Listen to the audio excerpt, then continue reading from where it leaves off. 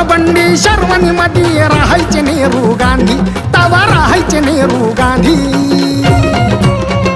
पण सुटा बुटाची फॅशन आणली र माझ्या भीमान इंडियामध्ये, सुटा बुटाची फॅशन आणली र माझ्या भीमान इंडियामध्ये.